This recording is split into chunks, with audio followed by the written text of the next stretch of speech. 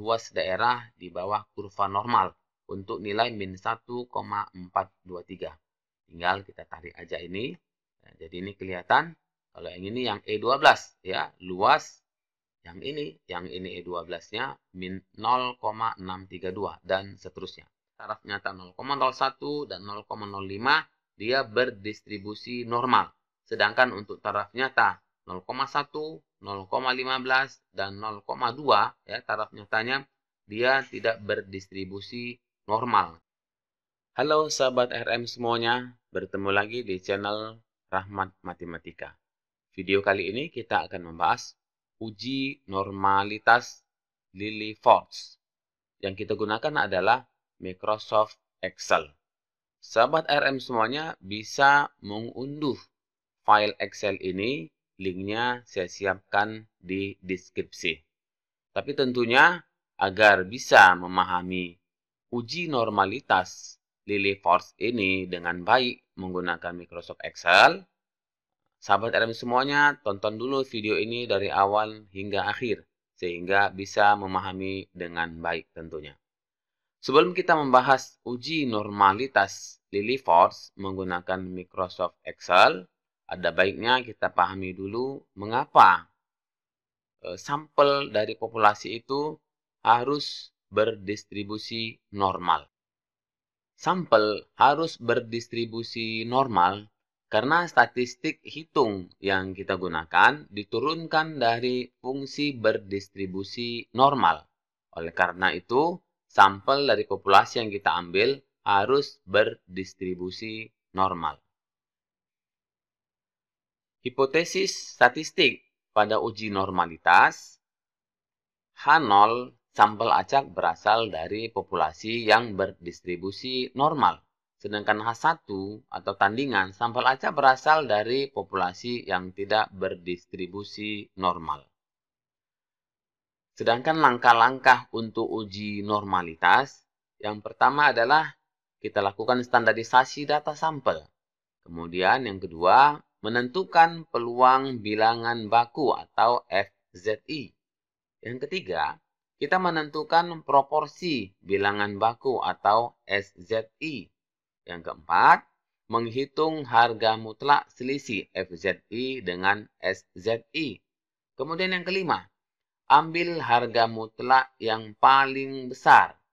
Berikutnya, yang keenam, bandingkan nilai L hitung dengan nilai L tabel. Nilai L hitung ini terkadang ditulis LO. Sahabat RM semuanya, langkah-langkah uji normalitas ini dari 1 sampai 6 telah saya rangkumkan di Microsoft Excel. Jadi nanti sahabat RM semua bisa menggunakannya. Untuk password dari Microsoft Excel tersebut, file tersebut adalah Rahmat Matematika, sesuai dengan nama channel ini.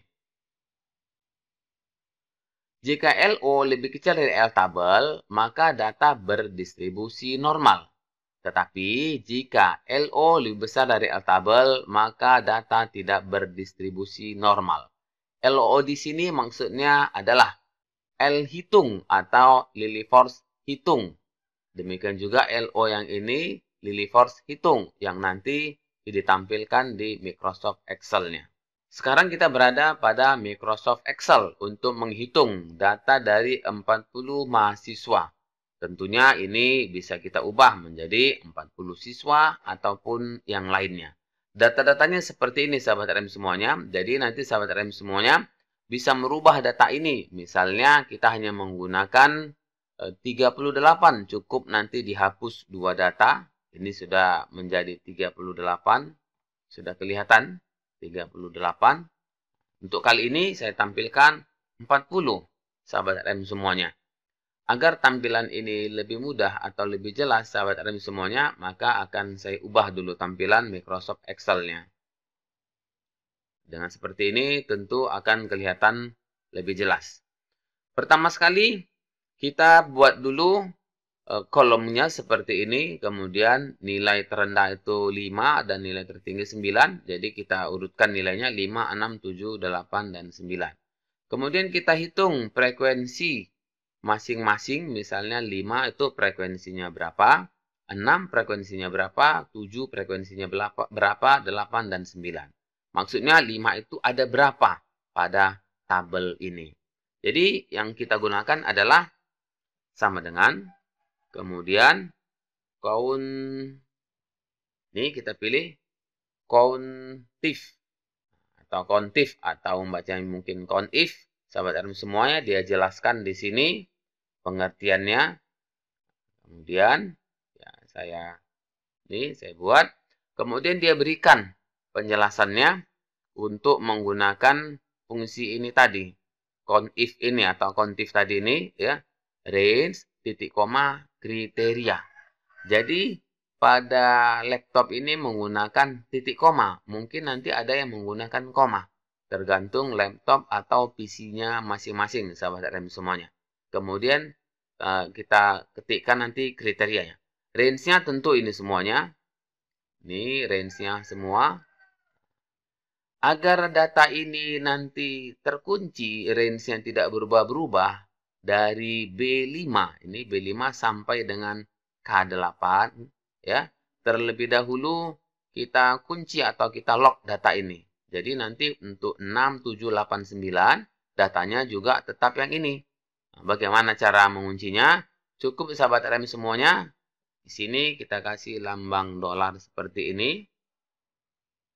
Saya buat secara manual satu persatu. Ada nanti yang bisa menggunakan langsung F4. Tapi tidak semua seperti itu ya, laptop atau PC. Tentu bisa berbeda-beda. Nah, jadi saya tampilkan satu persatu agar kelihatan. Di sini kasih lambang dolarnya. Ini saya ambil di sebelah sini. Tadi katanya pakai titik koma. Kalau begitu kita kasih titik koma. Kemudian dia bilang kriteria. Kriterianya tentunya yang ini sahabat semuanya. 5. Kita tutup kurung, kemudian enter. Ternyata nilai 5 itu ada 8. Sahabat RM semua nanti bisa cek sendiri ya. Ini ada 8. Bisa dihitung sendiri. Ya, kita coba. 1, 2, 3, 4, 5, 6, 7, 8. Ada 8. Setelah seperti ini, tentu tinggal kita tarik aja. Ambil seperti ini. 6-nya ada 8, 7-nya 12, 8-nya ada 8, 9 ada 4. Jadi bisa kita lihat di sini, ya. 8-nya ada 6, jadi dia range-nya terkunci. B5 sampai K8. Kemudian dia B12. Ini dia B12. Ya, B12 itu adalah nilai 6, sahabat RM semuanya. Berikutnya kita tentukan frekuensi kumulatif.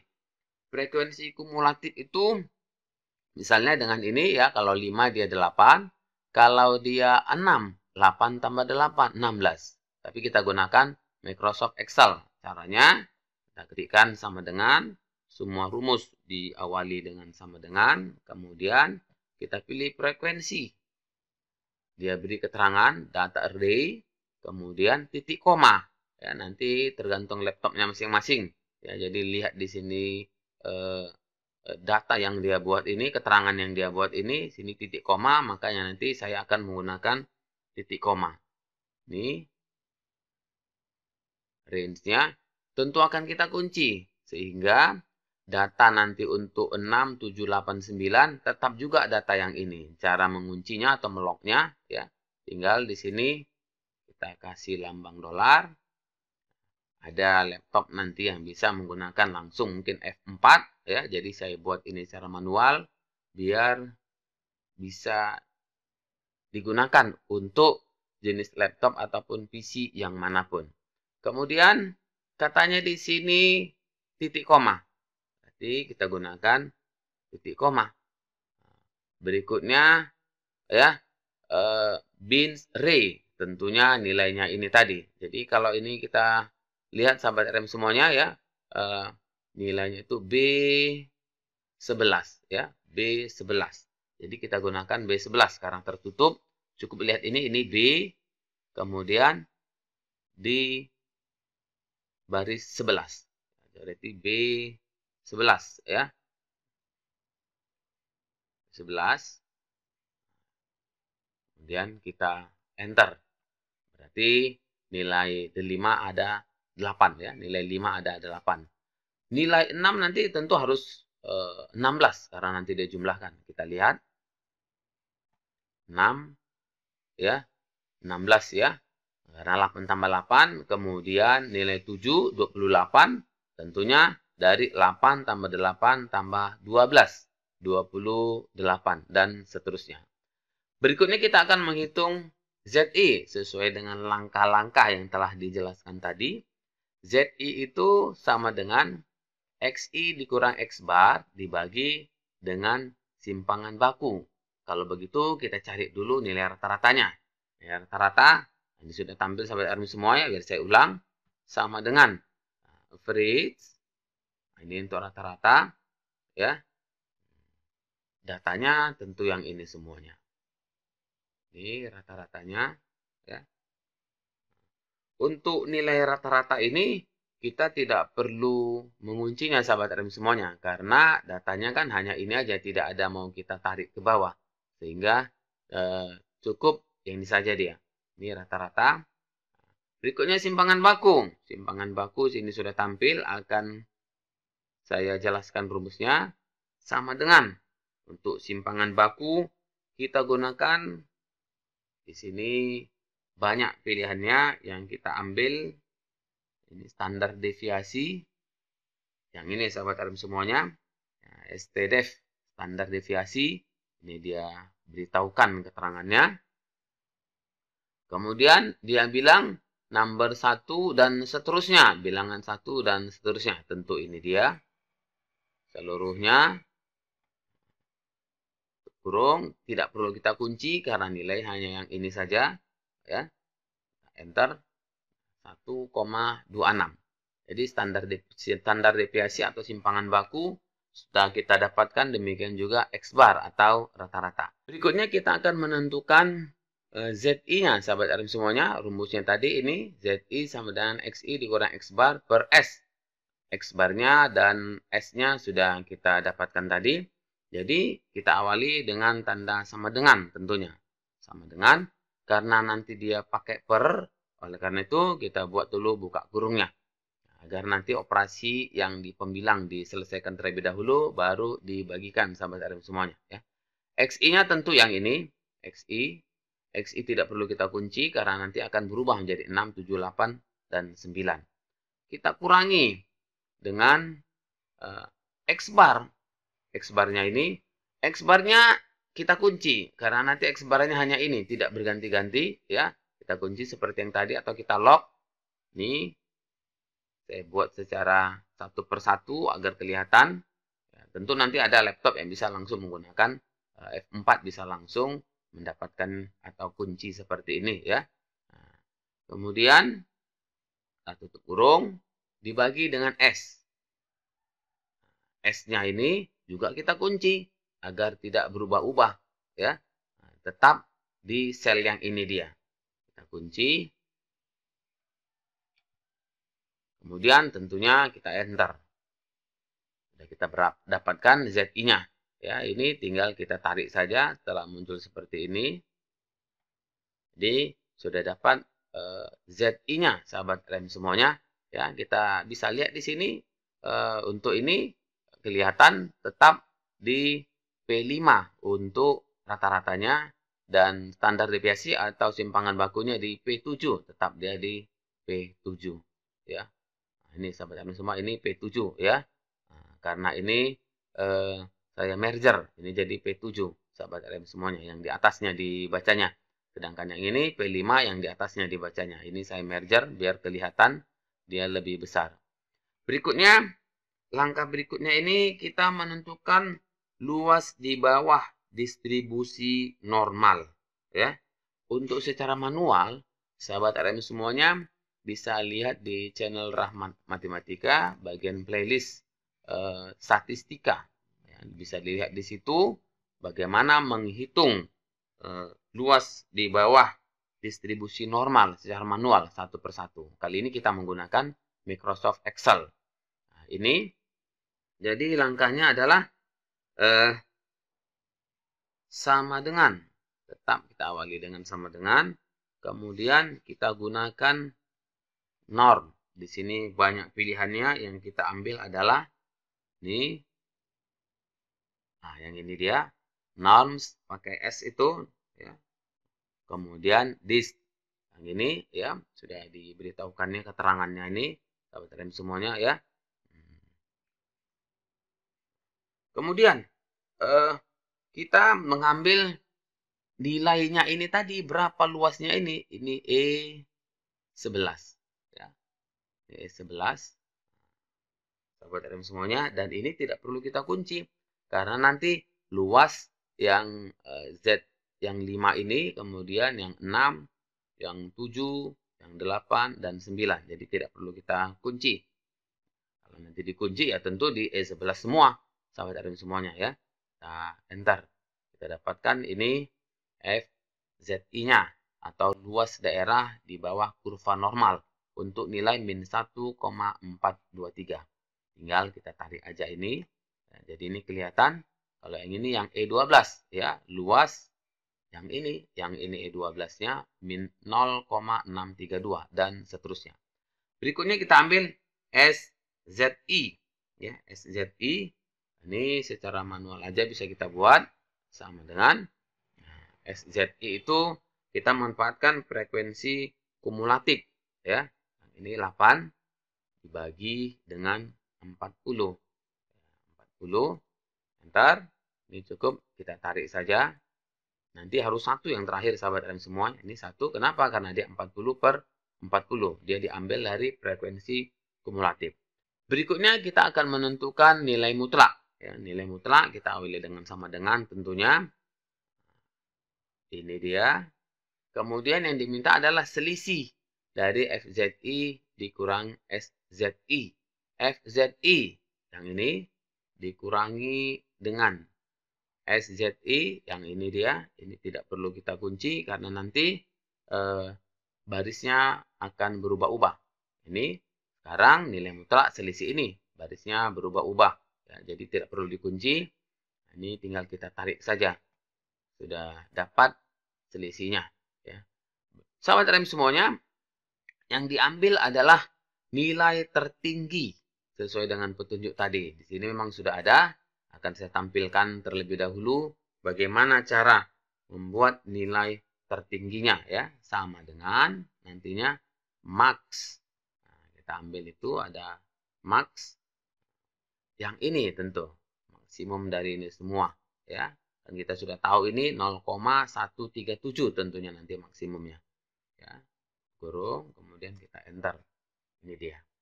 Berikutnya adalah Lily-Volz table. Lily-Volz table ini kalau datanya lebih besar dari 40 itu kita harus menghitungnya ya. Ini saya tampilkan Lily-Volz table. Ukuran sampelnya ini 4 sampai 30. Sedangkan lebih besar dari 30 seperti ini dia. Taraf nyata atau alfanya 0,01 misalnya, nanti sampelnya hanya 30, langsung aja 0,187 ya. Kalau pakai taraf nyata 0,01. Kalau pakai taraf nyata 0,05, langsung nanti L tabelnya atau L tabelnya itu 0,161. Kalau taraf nyatanya 0,10 dengan N30 nanti 0,144. Tetapi kalau lebih besar dari 30 seperti data tadi 40, maka kita gunakan 1,031 dibagi dengan akar N. Untuk yang 0,01 taraf nyatanya. 0,05, yang ini dia 0,886 dibagi akar N. Dan seterusnya ini, sahabat RM semuanya ya. Karena datanya tadi 40, berarti nanti akar N-nya akar 40. Kalau misalnya datanya 50, akar 50. Demikian seterusnya. Kita kembali ke Excel-nya, sahabat RM semuanya. Ya.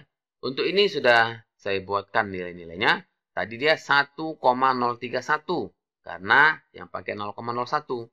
1,031 dibagi dengan akar N. Nah, bagi dengan akar. Itu square ya. Nah, N. N-nya berapa? Yang ini dia. N-nya 40. Ya. Nanti kalau misalnya N-nya berubah. Ya. Misalnya di sini kita hapus 1 jadi 39. Sehingga nanti langsung di sini dia akar 39. Jadi sahabat RM semua nanti tinggal menggunakan saja ya. Masukkan data-datanya ini, mengerjakan ini. Nanti untuk nilai N, kemudian Lily for Stable sudah tampil di Excel-nya, sahabat RM semuanya. Untuk password Microsoft Excel-nya nanti, filenya nanti yang akan digunakan adalah nama channel ini, Rahmat Matematika, sahabat RM semuanya. Jadi, berikutnya kita bandingkan. Jika nilai L hitung lebih kecil dari L tabel, maka sampel berdistribusi normal. Setelah kita hitung 0,137, kita bandingkan. Kalau dengan 0,01 taraf nyatanya, ya, ini lebih kecil dibandingkan 0,163. Kan lebih kecil dia ya.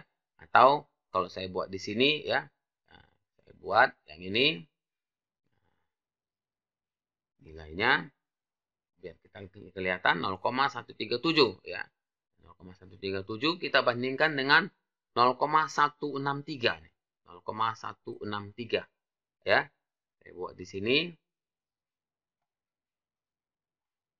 Kita bandingkan L hitung ya, L hitungnya dengan ini. Atau kalau lebih mudah di sini kita buat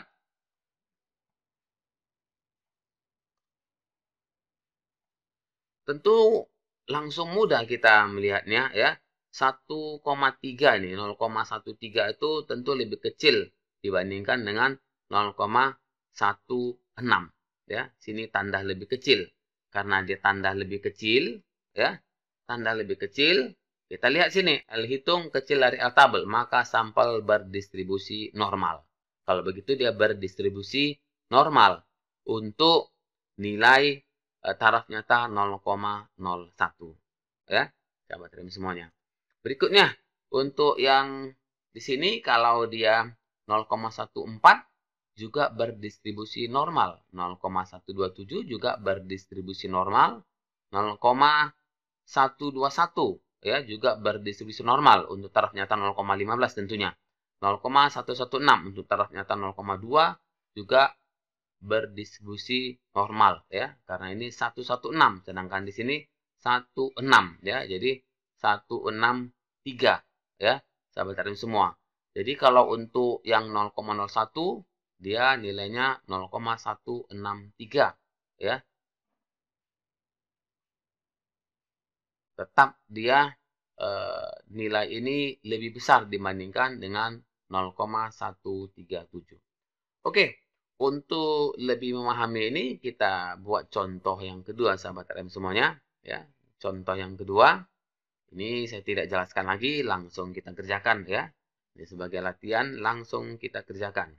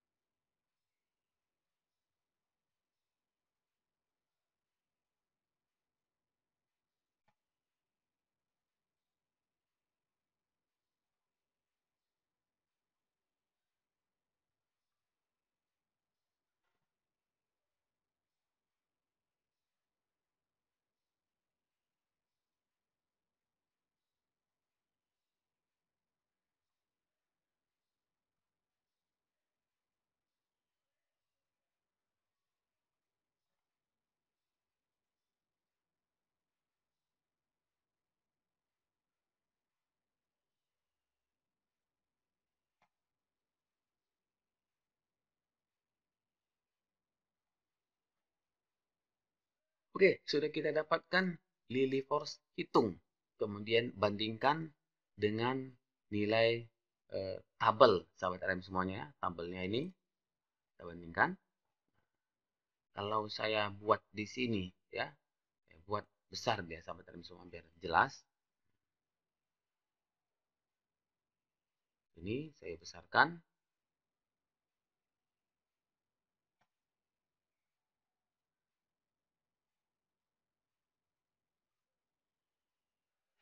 Kemudian di sini biar kelihatan jelas.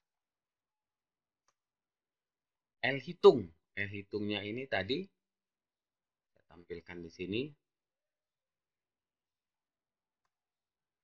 Sedangkan L tabel yang ini, kalau yang ini kita bandingkan misalnya dengan ini yang 0,01 taraf nyatanya.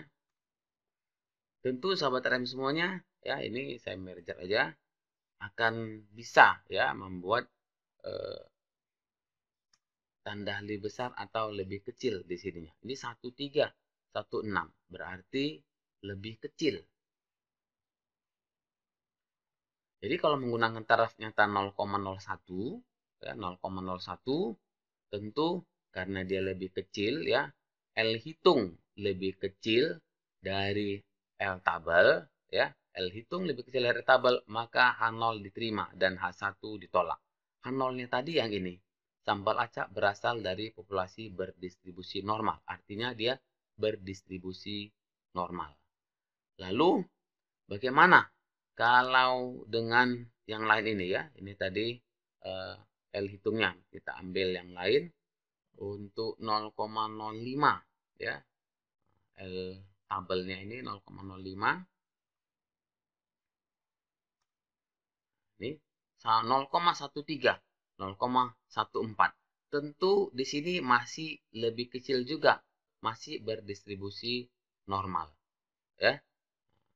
Kemudian untuk yang 0,1 ya, 0,1 bisa saya buat di sini. L hitung ya. Ini bukan tanda lebih kecil tapi tanda lebih besar. Nah, ini lebih besar dia. 0,13 itu kan lebih besar dari 0,12. Berarti yang ini dia. L hitung besar dari L tabel, maka H0 ditolak dan H1 diterima. Artinya, ini sampel acak berasal dari populasi berdistribusi normal ditolak. Yang diterima adalah sampel acak berasal dari populasi tidak berdistribusi normal. Jadi, kalau menggunakan taraf nyata 0,1, dia tidak berdistribusi normal. Demikian juga kalau menggunakan taraf nyata 0,15 ya, dia tidak berdistribusi normal karena ini 0,12 dan demikian juga taraf nyata 0,2 ya. 0,2 ini saya tampilkan. jelas ini lebih besar, berarti tidak berdistribusi normal. 0,01 ya, ini 0,13 itu lebih kecil dari 0,16. Dia di sini berdistribusi normal. Kemudian 0,05 ini ya, kalau saya tampilkan di sini 0,05. Nah, ini lebih kecil, juga berdistribusi normal. Jadi untuk 0,01, 0,05 ya, taraf nyata 0,01 dan 0,05 dia berdistribusi normal. Sedangkan untuk taraf nyata 0,1, 0,15 dan 0,2 ya, taraf nyatanya dia tidak berdistribusi normal karena dia lebih besar dari nilai-nilai L tabel ini tadi. Demikian sahabat RM semuanya. Terima kasih atas perhatiannya. Mudah-mudahan bermanfaat.